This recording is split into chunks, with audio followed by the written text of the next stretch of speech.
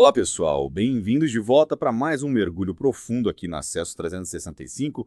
Hoje, sexta-feira, 24 de janeiro de 2025, marca o nosso 24º episódio. Preparem-se porque a conversa de hoje promete fortalecer a nossa fé e nos aproximar ainda mais de Jesus. É uma alegria estar aqui para compartilhar esse momento com você e com todos que nos acompanham. A gente vai explorar as leituras de Mateus 28, Gênesis 39 e 40. De cara, essa combinação parece inusitada, a ressurreição de Jesus, o ponto alto da fé cristã, e a história de José, que enfrentou cada provação, mantendo sua fé. Me diz uma coisa, essa aparente diferença não te intriga, porque a gente pode aprender ao conectar essas histórias. O que me fascina é justamente essa ligação inesperada. Afinal, a vida cristã é um aprendizado constante sobre como a força da ressurreição se manifesta no nosso dia a dia, principalmente nos momentos mais difíceis. E a história de José ilustra isso de maneira profunda. Começando por Mateus 28, a gente vê as mulheres indo ao sepulcro, esperando encontrar o corpo de Jesus. E se deparam com a tumba vazia. Um turbilhão de emoções, medo, alegria, urgência. O que você acha que essas reações revelam sobre a compreensão delas a respeito de quem Jesus realmente era? É como se elas estivessem processando, em tempo real, a magnitude do que estava acontecendo. O medo é natural diante do desconhecido, do sobrenatural. E medem se deparar com um anjo.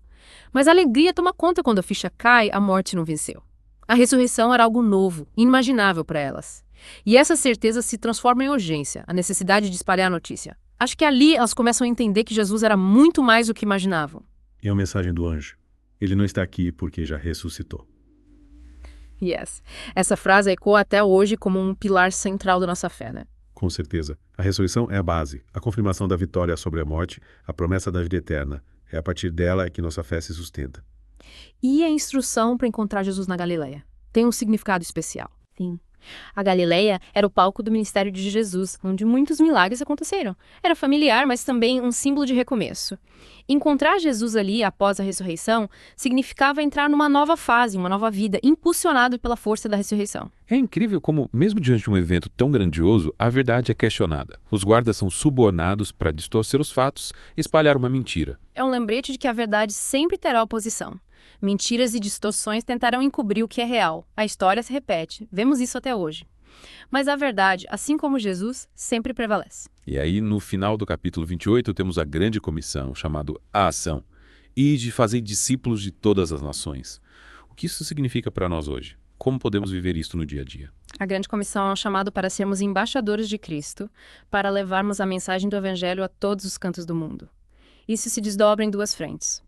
O evangelismo anunciar a salvação e o ensino discipular novos convertidos, guiando-os na fé através da palavra de Deus. Esses dois aspectos, evangelismo e ensino, são muito enfatizados em você tem acesso, né? Sim, Montreal destaca a importância de não apenas compartilhar a mensagem, mas também de formar discípulos para que a fé se enraize e frutifique. E agora, mergulhando na história de José, que trajetória. Traído pelos irmãos, vendido como escravo, acusado injustamente, preso, mas a frase "o Senhor estava com José" ecoa em cada fase.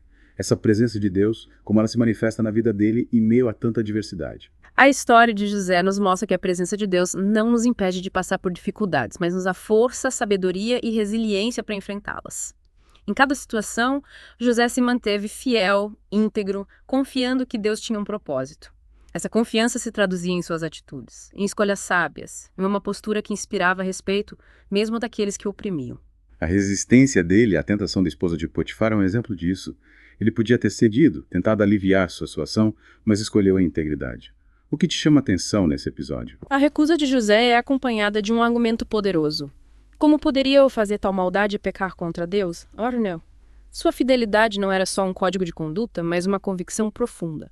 Ele reconheceu que pecar contra a esposa de Potifar seria, acima de tudo, pecar contra Deus. E que lição podemos tirar disso? Como resistir às tentações que encontramos pelo caminho? A história de José nos ensina que a tentação é real, mas a fidelidade a Deus é a chave para vencer as ciladas. É preciso ter a convicção de que o pecado, por mais atraente que pareça, nos afasta de Deus e das suas bênçãos. Precisamos ter coragem para dizer não ao que nos afasta do Senhor, buscando forças na sua palavra, na oração, na comunhão com outros cristãos. E mesmo na prisão, José usa seus dons para servir, interpretando sonhos. É interessante essa ligação com "você tem acesso", que também explora a interpretação de sonhos. O que você acha? É uma demonstração de que os dons que Deus nos dá não são para benefício próprio, mas para servir ao próximo. José, mesmo preso, não se deixou abater. Ele usou seus dons para abençoar outros. Fazer a diferença? Isso nos leva a refletir. Como estamos usando nossos talentos para servir a Deus e ao próximo, mesmo em meio às dificuldades? É uma pergunta que nos convida à autorreflexão.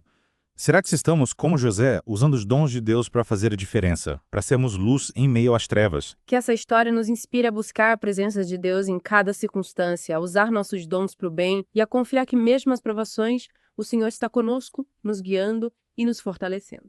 E essa conexão entre a história de José e a ressurreição de Cristo. O que elas nos ensinam sobre como enfrentar os desafios da vida. Acho que o ponto central é a esperança. A ressurreição de Jesus nos garante que morte não tem a última palavra, que a vida eterna é real para quem crê. E a história de José nos mostra que Deus usa situações mais adversas para nos moldar, nos fortalecer e nos conduzir a um propósito maior. Em ambos os casos, vemos a ação de Deus transformando o sofrimento em triunfo, derrota em vitória. E a ideia de encontrar aquele que vive presente em você tem acesso, como podemos aplicar isso? É experimentar a realidade da ressurreição no dia a dia. É ter a certeza de que Jesus está vivo, presente, nos guiando, nos consolando, nos dando forças. É viver com a esperança da vida eterna, com a certeza de que em Cristo somos mais que vencedores. E como cultivar essa esperança, essa certeza, num mundo tão cheio de desafios e incertezas? A fé é a base. É através dela que nos conectamos com Deus e nos agarramos às suas promessas. A leitura da Bíblia, a oração, a comunhão com outros cristãos alimentam nossa fé, nos fortalecem para enfrentar as tempestades. E você tem acesso também nos alertas sobre um erro comum. Separar conduta e relacionamento com Deus. Como você vê isso? É como querer a intimidade com Jesus, mas esquecer que a verdadeira comunhão se manifesta na obediência aos seus mandamentos, na busca pela santidade. É um desafio e tanto, né? Com certeza. A vida cristã é um conjunto, um todo harmônico. Não podemos separar o estilo de vida do relacionamento com Deus. A obediência e a busca pela santidade devem ser fruto do amor, da gratidão, do desejo de agradar a Deus, não um fardo ou uma lista de regras. Falando em desafios, você tem acesso, também destaca a importância da perseverança na nossa caminhada cristã. Mas como nos manter firmes diante de tantas distrações? A chave é olhar para Jesus, o autor e consumador da nossa fé. Ele é o nosso exemplo, o nosso modelo. Ele venceu o mundo, suportou a cruz e agora está ao lado de Deus, intercedendo por nós. É nele que encontramos força e inspiração para continuar. E essa ênfase na fé, na confiança em Deus, como fortalecer nossa fé no mundo que muitas vezes parece negar a existência de Deus? A fé é um presente de Deus, mas precisa ser cultivada. Buscar o conhecimento da palavra de Deus, ler a Bíblia com atenção, meditar em seus ensinamentos, dedicar tempo à oração, conversando com Deus de coração aberto.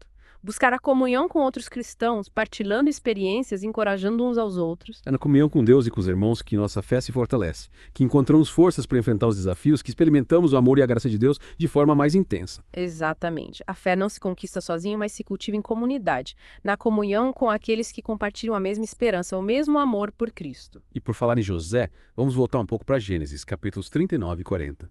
O texto destaca a prosperidade de José, mesmo em meio às dificuldades. Parece contraditório, né? Como alguém vendido como escravo, acusado injustamente e preso, pode ser próspero. A prosperidade de José vai muito além do material. O que realmente importa é a fidelidade a Deus, a confiança em seus planos, a paz interior que só Ele pode dar. Essa é a verdadeira prosperidade. Então, a prosperidade de José se manifesta em sua integridade, em sua sabedoria, em sua capacidade de influenciar positivamente as pessoas ao seu redor, mesmo na prisão. Exatamente. Ele conquista a confiança do carcereiro, recebe responsabilidades, demonstra suas habilidades. A prosperidade se manifesta em sua fidelidade a Deus e em como ele usa José para abençoar outros. E a história com a esposa de Potifar. José, diante da escolha de ceder à tentação, talvez para melhorar sua situação, ou se manter fiel a Deus. Como você enxerga a atitude dele? É uma prova de fogo. José não só rejeita a proposta, mas o faz com um argumento poderoso. Como poderia fazer tal maldade e pecar contra Deus? Sua fidelidade a Deus era uma convicção profunda que norteava todas as suas decisões. Essa força para resistir à tentação, de onde ela vem? Do relacionamento com Deus, da intimidade com Ele, do conhecimento da sua palavra, da vida de oração. É na comunhão com Deus que encontramos força para dizer não ao pecado, para escolher o caminho da justiça, para viver de acordo com a sua vontade. E mesmo na prisão, ele usa seus dons para servir, interpretando sonhos. Mais uma vez, essa conexão com você tem acesso me impressiona. É verdade. José nos mostra que os dons que Deus nos dá não são para benefício próprio, mas para servir ao próximo, para edificar o corpo de Cristo. Ele não se deixou abater pela amargura ou pelo desânimo. Ele continua usando seus dons para abençoar outros, para fazer a diferença. É inspirador. Sem dúvida. A história de José nos desafia a usar nossos talentos para servir a Deus e ao próximo, mesmo em meio às dificuldades. E essa ideia de encontrar aquele que vive, presente em você tem acesso, me tocou bastante. O que significa, na prática, ter esse encontro com Cristo ressurreto? Significa experimentar a realidade da ressurreição no nosso dia a dia. Ter a certeza de que Jesus está vivo, presente conosco, nos guiando, nos consolando, nos dando forças para enfrentar as lutas, é viver com a esperança da vida eterna, com a certeza de que, em Cristo, somos mais que vencedores. E como podemos cultivar essa esperança, essa certeza, em meio a um mundo tão cheio de desafios e incertezas? A fé é o alicerce. É através dela que nos conectamos com Deus, que nos agarramos às suas promessas. É através da leitura da Bíblia, da oração, da comunhão com outros cristãos que alimentamos a nossa fé, que nos fortalecemos para enfrentar as tempestades. Você tem acesso também nos alertas sobre o equívoco de separar conduta e relacionamento com Deus. Como podemos evitar essa armadilha? É preciso entender que a vida cristã é um conjunto harmonioso. Não podemos separar a conduta do relacionamento com Deus. A obediência aos seus mandamentos, a busca pela santidade, devem ser fruto do amor e da gratidão. Não um fardo ou uma lista de regras, mas uma resposta natural ao amor que ele nos demonstrou. É como se a obediência fosse a expressão do nosso amor a Deus. Quanto mais o amamos, mais desejamos agradá-lo e mais natural se torna a obediência. Perfeito. A obediência não é um peso, mas uma alegria, um privilégio para aqueles que amam a Deus. E essa ênfase na perseverança, como nos manter firmes, perseverantes, diante de tantas distrações e desafios. Olhando para Jesus, o autor e consumador da nossa fé. Ele é nosso exemplo, nosso modelo. Ele venceu o mundo, suportou a cruz e agora está ao lado de Deus, intercedendo por nós. É nele que encontramos a força para continuar. Olhar para Jesus nos enche de esperança, nos faz lembrar que as dificuldades são passageiras, mas a glória de Deus é eterna. Exatamente. Essa esperança nos impulsiona a seguir em frente, a não desanimar, a confiar que Deus está no controle e nos conduzirá à vitória. E como fortalecer nossa fé num mundo que muitas vezes parece negar a existência de Deus? A fé é um dom, mas precisa ser cultivada. Buscando o conhecimento da palavra, lendo a Bíblia com atenção, meditando em seus ensinamentos, dedicando tempo à oração, conversando com Deus de coração aberto, buscando a comunhão com outros cristãos, partilhando experiências, encorajando uns aos outros. É na comunhão com Deus e com os irmãos que a nossa fé se fortalece, que encontramos forças para enfrentar os desafios, que experimentamos o amor e a graça de Deus de forma mais intensa. Com certeza. A fé não é algo que se conquista sozinho, mas que se cultiva em comunidade, na comunhão com aqueles que compartilham a mesma esperança, o mesmo amor por Cristo. Em Você Tem Acesso, a ênfase no relacionamento pessoal com Jesus me tocou profundamente. Não é só admirar seus ensinamentos, mas ter um relacionamento íntimo com Ele, experimentá-lo como Senhor e Salvador. Como podemos desenvolver esse relacionamento? Através da oração, da leitura da Bíblia, da busca constante pela sua presença. É um relacionamento que se constrói no dia a dia, na intimidade, na sinceridade, na entrega total a Ele. E para quem ainda não tem esse relacionamento com Jesus, qual o primeiro passo? É reconhecer que somos pecadores e precisamos do perdão de Deus. Arrepender-se dos nossos pecados, confessá-los a Deus e pedir que Ele entre em nossa vida. Crer que Jesus Cristo é o Filho de Deus, que morreu na cruz pelos nossos pecados e ressuscitou para nos dar a vida eterna. Aceitá-lo como Senhor e Salvador da nossa vida. E a partir daí, começa uma nova jornada, uma vida transformada pelo poder do Espírito Santo. Uma aventura incrível é descobrir o amor incondicional de Deus. A paz que excede todo entendimento, a alegria de viver em comunhão com o Criador. E essa jornada é mais fácil quando temos companhia. Por isso é tão importante buscar a comunhão com outros cristãos, participar de uma igreja, de um grupo de estudo bíblico, ter amigos que nos ajudem a crescer na fé. Concordo plenamente. A igreja é o corpo de Cristo e cada membro tem um papel importante. É na comunhão com os irmãos que nos fortalecemos, nos encorajamos, nos ajudamos mutuamente a vencer as dificuldades e a perseverar na fé. E para quem busca essa comunhão, fica o convite para conhecer. Você Tem Acesso. Uma comunidade de cristãos que compartilham a mesma fé, que se ajudam, que se encorajam. Lá você também encontra um plano de leitura bíblica anual, reflexões sobre cada capítulo da Bíblia, devocionais diários em vídeo e muito mais. Tudo para te ajudar a crescer no conhecimento da Palavra de Deus e a ter um relacionamento mais íntimo com Jesus. E para quem quer conhecer mais sobre Jesus, lá você encontra mensagens inspiradoras, testemunhos de vida, estudos sobre a pessoa de Cristo e o seu plano de salvação. O Você Tem Acesso é um espaço dedicado a fortalecer a fé cristã, edificar a vida dos crentes e apresentar Jesus como Senhor e Salvador a todos que o buscam. Que essa busca por Jesus seja constante em nossas vidas, que a cada dia possamos nos aproximar mais dele, conhecer mais a sua palavra, experimentar mais o seu amor e viver para a sua glória. Amém. E que a história de José nos inspire a sermos fiéis e íntegros, a usarmos os nossos dons para servir a Deus e ao próximo, a confiarmos que Deus está no controle mesmo em meio às dificuldades. E que a mensagem da ressurreição de Cristo nos encha de esperança, de alegria, de certeza de que a vida eterna é uma realidade para todos que creem. Que essa certeza nos impulsione a viver para a glória de Deus, a compartilharmos a sua mensagem de amor e salvação com o mundo. Falando em mensagens inspiradoras, Você Tem Acesso nos convida hoje a refletir sobre encontrar aquele que vive. O texto base é Mateus 28, versículos 1 a 10. Que tal mergulharmos nesse texto? O que ele nos diz sobre esse encontro com Jesus ressurreto? A narrativa de Mateus 28 nos coloca diante do túmulo vazio, da realidade da ressurreição de Cristo. As mulheres que foram ouvir o corpo de Jesus se deparam com um anjo que anuncia: ele não está aqui porque já ressuscitou, como havia dito. Vinde, vede o lugar onde o Senhor jazia. É um momento de grande impacto. A certeza da ressurreição de Cristo transforma tudo. Sem dúvida. E essa certeza deve nos impulsionar a buscar um encontro pessoal com Jesus, a experimentar a realidade da sua presença em nossas vidas. Você Tem Acesso destaca 3 atitudes importantes que a consciência da ressurreição de Cristo gera em nós. A primeira é a alegria. A alegria de saber que em Cristo temos paz com Deus e vida eterna. A segunda é o temor reverente diante da grandeza de Deus, que nos amou de tal maneira que entregou seu Filho por nós. E a terceira é a pressa, a urgência em anunciar as boas novas, em compartilhar a mensagem do Evangelho com o mundo. E também nos alerta sobre um erro que muitos cometem: separar a conduta do relacionamento com Deus.